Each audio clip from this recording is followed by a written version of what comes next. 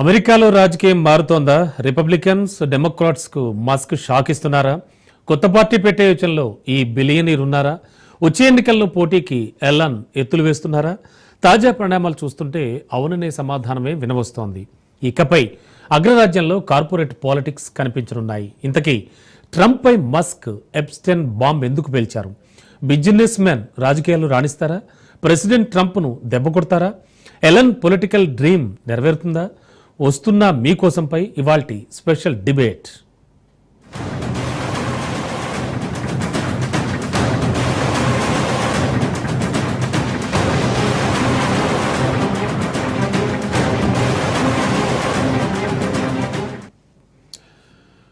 రాజకీయాల్లో శాశ్వత మిత్రులు, శాశ్వత శత్రువులు ఉండరు. ఇండియన్ పాలిటిక్స్ ఫార్ములానే ఫాలో అవుతున్నారు అమెరికన్స్. ఒకప్పుడు పాలు నీళ్లలాగా కలిసున్న మిత్రులు కాస్త ఇప్పుడు బద్ధ శత్రువులుగా మారిపోయారు. ఢీ అంటూ ప్రకటనలతోనే మంటలు పుట్టిస్తున్నారు. ఇంతకీ ఆ స్నేహ బంధానికి బీటలు పడ్డానికి కారణమేంటి? దోస్తులుగా ఉన్న వాళ్ళు ఎలా దుష్మన్స్గా మారిపోయారు అన్నదే $1 మిలియన్ ప్రశ్నగా ఉంది.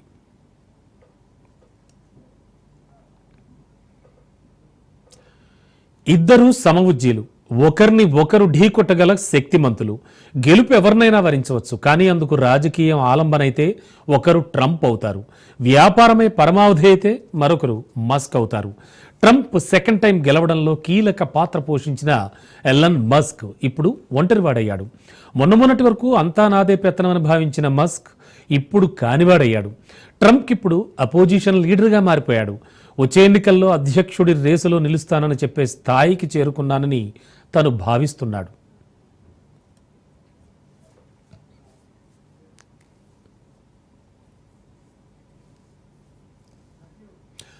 అమెరికాలో ట్రంప్ మస్క్ మధ్య గొడవలు తారస్థాయికి చేరుకున్నాయి. ఇద్దరి మధ్య విభేదాలు ఒక్కసారిగా భగ్గుమన్నాయి. దీంతో ఒకరిపై మరొకరు విమర్శలు గుప్పించుకుంటున్నారు. డొనాల్డ్ ప్రతిపాదించిన బిగ్ బ్యూటిఫుల్ బిల్పై విరుచుకుపడ్డాడు ఎలన్ మస్క్. ఆర్థిక బిల్లుపై అసంతృప్తి వ్యక్తం చేయడం ట్రంప్కి ఏమాత్రం నచ్చలేదు. డిపార్ట్మెంట్ ఆఫ్ గవర్నమెంట్ ఎఫిషియన్సీ ప్రయత్నాలకు విరుద్ధంగా డొనాల్డ్ నిర్ణయాలున్నట్టుగా ఫైర్ అయ్యాడు మస్క్. డోజ్ నుంచి తప్పుకున్నాక ఆయన స్వరం పెంచాడు. సై అంటూ అగ్రరాజ్యాధినేతను ఏకి పారేస్తున్నాడు. డొనాల్డ్ ట్రంప్ నిర్ణయాలను బాహాటంగానే విమర్శిస్తున్నాడు. ఇక ఎలక్ట్రిక్ వాహనాల సబ్సిడీ కోతలు, టెస్లా, స్పేస్ ఎక్స్ కాంట్రాక్టులను తగ్గిస్తామని బెదిరించిన తర్వాతే మస్క్ ఆరోపణలకు పదును పెట్టారు. ట్రంప్పై ఎప్స్టైన్ బాంబ్ పేల్చాడు. ఎప్స్టైన్ ఫైల్స్లో అమెరికా అధ్యక్షుడి పేరు ఉందన్నాడు. సెక్సువల్ ఎలిగేషన్స్ సైతం చేసిన మస్క్ వచ్చే రోజుల్లో అదే రుజువవుతుందంటున్నాడు.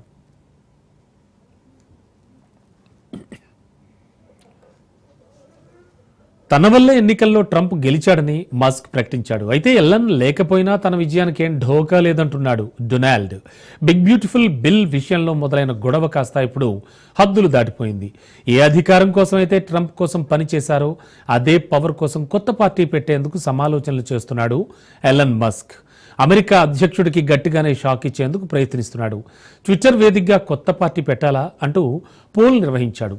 ఈ పోల్కు నెటిజన్ల నుంచి విస్తృత స్థాయిలో స్పందన లభించింది. 80% మంది ఆయన కొత్త పార్టీ కోసం ఎదురు చూస్తున్నారు. కొందరు లిబరేషన్ పార్టీకి మద్దతు ఇవ్వాలని సూచించారు. మరికొంతమంది అయితే అలా చేస్తే ఓట్లు చీలిపోతాయి, ఫలితం డెమోక్రాట్లే మళ్లీ గెలుస్తారంటూ వాదిస్తున్నారు. మొత్తంగా మస్క్ పెట్టిన పోల్ అమెరికాలోనే కాదు, అంతర్జాతీయంగా కూడా హాట్ టాపిక్ అయింది.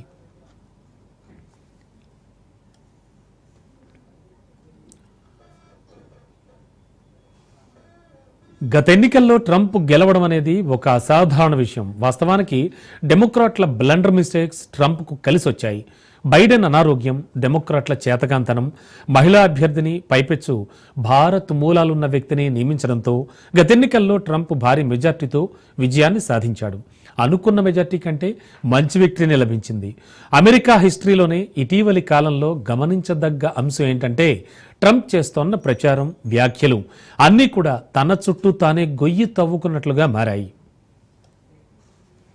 షార్ట్ బ్రేక్ తీసుకుందాం. బ్రేక్ తర్వాత ఇదే అంశంపై డిస్కషన్ చేద్దాం.